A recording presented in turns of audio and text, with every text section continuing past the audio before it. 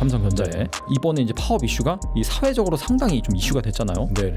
파업을 안 하면 손해예요. 노조 입장에서. 이런 구조다 보니까 사실 이 파업 같은 이런 흐름이 좀 우후죽순으로 지금 번지고 있는 거고, 하지만 사이드 이펙트가 분명히 나옵니다. 해외로 가는 거죠. TSMC 같은 데로 이제 번져 나가는군요. 이렇게 되면 될수록 양극화가 더 심해지는 겁니다.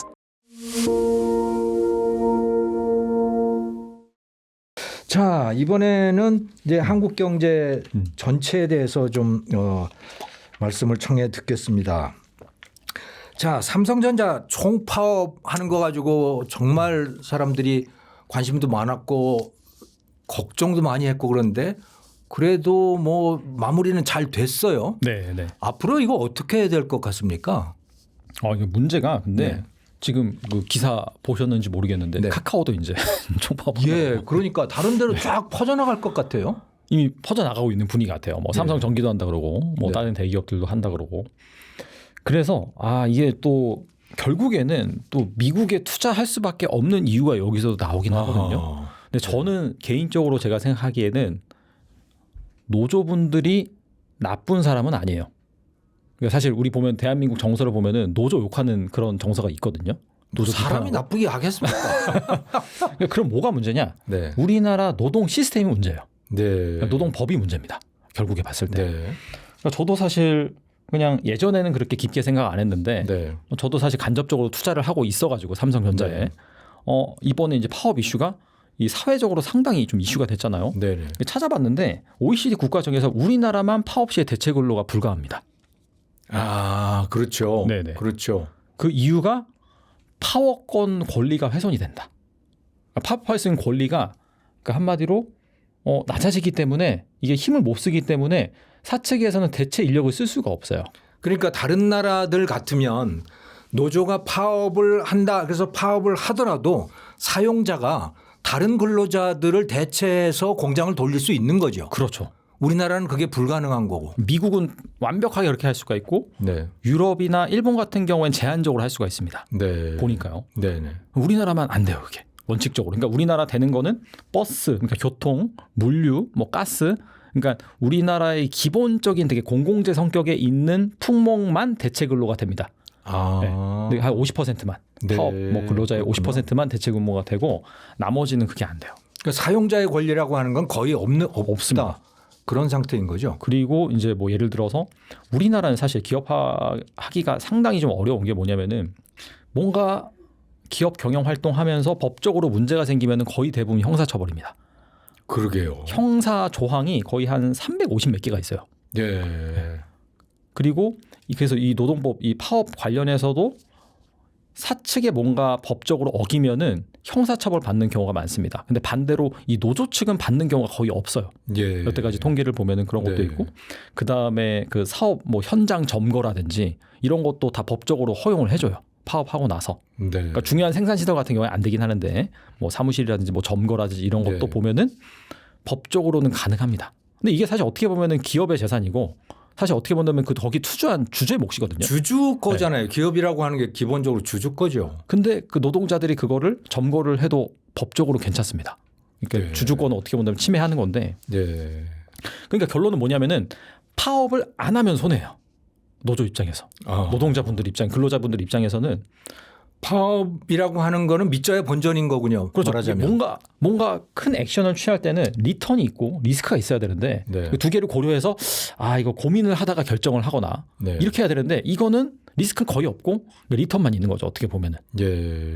그러니까 이런 구조다 보니까 사실 이 파업 같은 이런 흐름이 좀 우후죽순으로 지금 번지고 있는 거고, 네. 이런 것들을 봤을 때는 일단은 이게 결국에는 너무나 그 삼성이랑 SK하이닉스가 돈을 잘 벌어서 네. 발생한 이슈이긴 한데 이런 것들이 그 기업의 성장에 좀 발목을 잡는 것이 아니냐 이렇게 볼 수가 있는 거고, 이게 이제 뭐 잘 아시겠지만 사이드 이펙트가 분명히 나옵니다. 예. 이미 나왔고요. 그러니까 해외로 가는 거죠.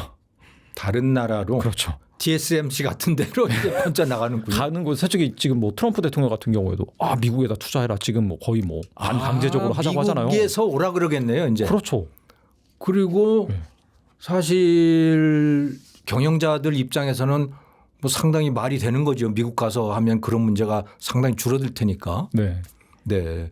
그런데 그 이재명 대통령 그 열성 지지자들 개딸이라고 하는 사람들이 최근에 어떤 신문 칼럼을 보니까 그 개딸들이 개미가 됐다고 요즘에.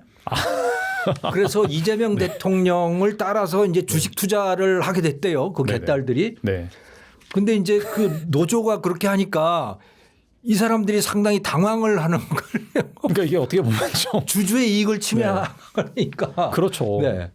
이게 완전히 어떻게 본다면은 이게 모순인 거죠. 네. 모순적인 상황이 발생하고 원래 이제 그 이거 뭐 정치적인 얘기는 아니지만은 네. 원래 그쪽 속성 분들이 뭐 그러니까 노동권 보장 예. 뭐 이런 것들을 외치긴 하지만은 결국에는 여기서 이제 이 컨플릿이 발생하는 거죠. 그러게 네네. 말입니다. 좀 변화가 있을까요? 아 근데 있어야 되는데 이게 네. 없으면은 그러니까 이미 저는 제 생각에는 이미 기업들이 해외로 많이 나갔거든요. 왜냐면 예. 어차피 수출 기반 기업들이 대기업들이다 보니까 이분들이 그럼 국내에서 가만히 있겠습니까? 당연히 해외에 가서 사업하겠죠. 앞으로 점점 더 나갈 것 같은데요. 이미 많이 나갔고요. 이미 많이 나갔다는 그 증거가 뭐냐면은 제가 보니까 2022년 그때부터 보니까 그때 이제 인플레이션이라는 그런 좀 네. 이슈도 있었긴 하지만 소매 판매기라든지 여러 가지 지표를 살펴보면은 네. 역성장 계속했어요. 역성장 계속했다가 작년 하반기부터 살짝 플러스 전환하고 아마 올해는 네. 뭐 우리나라가 워낙 잘 버니까 그리고 네. 이제 성과금 많이 봤잖아요. 네. 이분들이 그러니까 내년에 받긴 하지만은 이미 미리 쓸 거잖아요. 네. 그래서 올해는 내수가 좀 좋을 것 같긴 해요. 그렇긴 한데 뭐 아시다시피 자영업자 폐업률 100만 명이 넘어섰다. 네. 그러니까 양질의 일자리가 없다. 네. 이런 부분들이 이미 기업들이 해외로 많이 나가서 저는 그런 거라고 이제 생각을 하거든요. 그렇죠. 네. 근데 예를 들어서 뭐 삼성전자든 SK 하이닉스든 미국에다가 공장을 만들어서 미국에서 이익이 나오면 그 이익이 우리나라 주가에 반영이 되는 거죠, 다. 그렇죠. 예. 그러니까 주가하고는 사실은 주가는 여전히 좋지만 여전히 좋죠. 일자리는 없는 거죠. 일자리는 없는 거죠. 예. 네. 그러니까 이렇게 되면 될수록 양극화가 더 심해지는 겁니다. 예. 결국에는. 참 그거 좀 이제는 좀 그런 것들도 좀 생각해야 되지 않을까 하는 그런 우려가 드네요. 근데 이런 것이 그러면 원달러 환율하고도 또 관련이 있겠네요. 있어서 사실 또 많이 올랐고 네. 그 다음에 뭐 대부분의 사람들이 이제 동의를 하는 게 공감을 하는 게 결국에 이제 해외 투자가 많이 늘어서 그렇다. 네. 그 부분도 좀 있죠. 예. 네. 근데 두 개가 다 있다라고 저는 봅니다. 그러니까 해외로 많이 해외 나가서. 투자로 해외에 나가서 돈을 벌더라도 그게 주가에 다 반영이 되지만 하지만 환율은 이제 원화 가치는 떨어지는 거죠. 그렇죠. 네. 뭐 아무래도 이제 미국 주식을 많이 가지고 있다 자꾸 보니까 미국에다가 투자를 하니까. 그러니까 원화를 팔고 달러를 사서 투자를 하는 거다 보니까. 예, 예.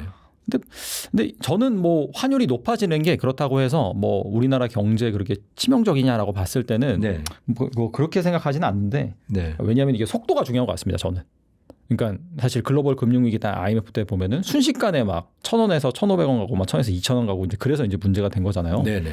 근데 뭐 그런 건 아니니까 추세적으로 계속해서 오르는 그런 흐름이다 보니까 네. 뭐 환율 오르면은 뭐 삼성전자, 하이닉스나 그런 수출 대기업들이 또 돈도 많이 벌고 네. 네, 그런 측면도 있고 해서 뭐 그게 크게 문제는 아닌데 근데 그게 어떻게 본다면은 좀 우리나라 경제 단편을 보여주는 좀 안타까운 일 그런 것들이라 볼 수가 있죠. 내수는 좀 약해지는데 네. 수출 기업들은 돈을 잘 벌고 그렇군요. 그런 현상. 네. 근데 이제 환율이 이렇게 치솟고 그러면 우리가 1997년, 8년 그때의 경험이 있어서 야, 이거 큰일 나는 거 아니야, 이거? 우리 또 외환 위기 겪게 되는 거 아니야? 이런 걱정들을 당연히 하시거든요. 어때요? 그럴 가능성이 있습니까? 저는 그때랑은 좀 상황이 많이 다르다. 네. 일단 왜냐하면 우리나라 그런 개인 투자자들이 보유하고 있는 외화 자산도 상당히 많고 네. 그러니까 단순히 그냥 정부가 가지고 있는 뭐 그런 외환 보유고 네. 뭐 이런 것보다는 개인들이 가지고 있는 것도 상당히 많고요. 그 다음에 무엇보다도 사실 한 작년까지만 하더라도 한국 경제 안 좋다, 좀 위기가 온다 네. 그런 얘기가 어느 정도 이제 근거가 있었는데 올해 이제 삼성이랑 하이닉스가 돈을 워낙 많이 벌어가지고 그러게요. 와, 아마 기적 같아요. 올해 납부하는 법인세가 제가 알기로는 두 기업이 한 15조 정도 되는 걸로 알고 있는데 내년에 120조가 넘습니다. 법인세 납부액이요? 예상 법인세가. 와, 내후년에도 그거보다 더 많아질 거예요. 진짜 대박이네. 네. 그리고 또 요번에 이제 성과급 많이 받아가셨잖아요. 네. 하이닉스 많이 받아갈 거고 내년에. 그럼 그다음에 내수도 좋아지겠는데요? 그 사람 돈 쓰면. 이분들이 가져가는 게 하이닉스 한 30조 정도 되고 예. 삼성도 한 30, 40조 되거든요. 네. 그러면은 이건 또 아시다시피 성과급 같은 경우에는 그 근로소득세여가지고 예. 거의 50% 뜹니다. 40% 50%. 아, 세금을. 네, 왜냐면 몇 억씩 받아가니까 뭐 예. 최고 세율 구간에 들어가다 보니까 예. 절반 정도 내거든요. 여기에서 또 그러면은 절반 치면 한 30조 또 세금이 겹쳐가지고 제 생각에는 세수가 갑자기 완전히 흑자로 돌아서서 정부가 막 돈 뿌리겠는데. 뭐 거의 돈을 좀 많이 지역 상품권 뭐 이런 네. 거? 뿌렸는데 갑자기 뭐 네. 거의 2년치 하면은 뭐 몇백조가 생기니까 예. 갑자기 이제 풍족해졌죠. 네. 예. 그래서 이런 걸 가지고 좀 정책을 잘 폈으면 좋겠습니다. 네. 네, 뭐. 그래서 좀 잘 좀 했으면 좋겠네요. 청년 실업률 네. 높아지고 그런다는데 참 한편으로는 좋으면서 또 한편으로는 걱정이고 또 그래요. 자, 마지막으로 그 우리나라 기준금리는 어떻게 될 것 같습니까? 한국은행 총재도 바뀌고 그랬는데 앞으로 어떻게 될까요? 최근에 바뀐 총재분이 이제 얘기를 했죠. 네. 기준금리 인상 가능성이 좀 높다 이런 식으로 이제 발언을 네. 했습니다. 미국하고 우리나라 기준금리 차이가 꽤 되죠, 지금. 꽤 되죠. 지금도 1% 이상 차이가 나죠. 네. 그 환율 저거 어느 정도 그 이 자리를 잡으려면 그럼 우리도 좀 높여야 되는 거 아니에요? 저는 네. 당연히 높일 거라고 생각을 하고 있고 네. 지금 상황에서 봤을 때 왜냐하면 우리나라 채권금리도 지금 미국 채권금리가 워낙 높다 보니까 네. 우리나라 채권금리도 동반 상승을 하고 있거든요. 네, 그렇군요. 그래서 그런 것들을 봤을 때는 이제 금리가 좀 높아져야 되는 그런 상황 네. 볼 수 있고 우리나라 잠재 성장률 보면은 또 최근에 이제 외사에서 나온 거 보면 이제 3% 얘기하는 그런 얘기도 있고 반도체가 워낙 돈을 잘 벌다 보니까 네, 3%. 네. 네. 그리고 뭐 아시다시피 기름값 네. 되게 지금 많이 올랐잖아요. 예, 예. 이란 중동 이슈 물가는 때문에. 진짜 많이 올랐어요. 그렇죠. 그렇기 때문에 그리고 아시다시피 현 정부에서 이제 하는 스탠스가 뭐냐면은 이 부동산 네. 옥죄기잖아요. 네. 그러다 보니까 금리를 또 안 올릴 이유가 없고. 그렇죠. 네. 그 삼성전자, SK 하이닉스 그 성과금 많이 받은 사람들이 집 늘려서 가려고 할 것 같아요. 강남이 쪽에. 이미 지금 그 평택 뭐 동탄 네. 평택은 아니고 동탄 이쪽에 보면 들썩들썩하답니다. 이미 집값 뭐 당연히 그럴 것 같아요. 반응됐고 거기에 있는 백화점 매출이 22% 올랐대요 이미. 와. 왜냐하면 미래 받을 거니까 예. 지금 쓰는 거죠. 어차피 받는 거 확정됐으니까. 그렇죠. 그러니까 이게 참 돌고 도는 것 같아요. 사실 정부는 예. 지금 부동산 잡으려고 가격 안 오르게 하려고 막 억제고 있는데 갑자기 성과급 이런 거 막 노조에서 해서 딱 받으니까 이 사람들 인원수 다 합치면은 한 뭐 10만 명 넘을 텐데. 그러니까 돈 생기면 뭐 하겠어요. 집 집 사죠. 늘리는 거죠. 네. 그리고 이제 뭐 한 1, 2천만 원 늘면은 네. 뭐 이런 걸로 이제 소비를 쓸 것 같긴 한데. 네. 근데 1, 2천만 원이 아니라 뭐 많게는 뭐 6억, 7억 나온다고 하잖아요. 그 중에 많이 받는 사람들 10억도 넘어갈 것 같은데. 그러면 이걸로 집 사겠죠, 사실. 예. 무주택자 같은 분들이 계시면은 그렇죠. 아니면은 뭐 더 좋은 집으로 간다든지. 네. 그래서 이게 참 어떻게 본다면 좀 아이러니? 네, 지금 네. 이분들이 집 사면은 당연히 또 집값이 내년 그래서 초에 집값이 오를 것 같다는 생각도 좀 들고요. 예. 네, 성과급이 나온 시기에 그 집값 잡으려고 기준금리를 올릴 가능성도 꽤 있겠네요. 있을 것 같고 이게 또 한국은행이 최근에 발표한 그런 또 보고서 보면은 이렇게 뭔가 이렇게 돈을 많이 벌면은 네. 사실 이 경제로 흘러 들어가는 비중은 3분의 1 정도래요. 예. 자산으로 간답니다. 나머지는. 네. 그래서 이제 그런 것들 감안한다면은 아무래도 내년에 또 한번 집을 사려는 그런 수요 때문에 집값이 또 상승할 수도 있는 아무리 그런 억제 정책임에도 불구하고 그러게요.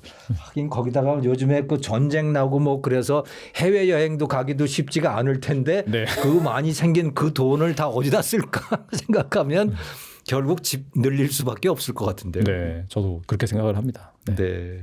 자, 마지막으로 우리 구독자님 김종호의 경제TV 구독자님 또 시청자님들께 뭐 하시고 싶은 말씀 또는 권고하실 말씀 있으시면 좀 들려주십시오.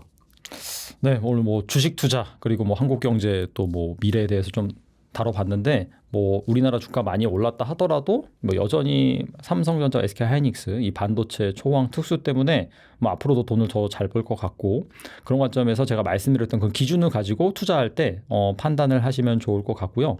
지금 대한민국이 상당히 좀 중요한 시기인 것 같습니다. 정말 어떻게 보면 천운을 만나가지고 이렇게 돈을 갑작스럽게 많이 벌게 됐는데 그러면서 또 여러 가지 또 잡음이 있는 것 같습니다. 근데 이런 것들을 좀 잘 극복을 해서 지금 뭐 이 번 그런 황금알을 낳는 거위의 배를 또 가르지 않고 좀 앞으로도 우리가 잘 벌 수 있게끔 이런 식으로 좀 지혜를 모아가서 정책이 잘 진행이 됐으면 좋겠습니다.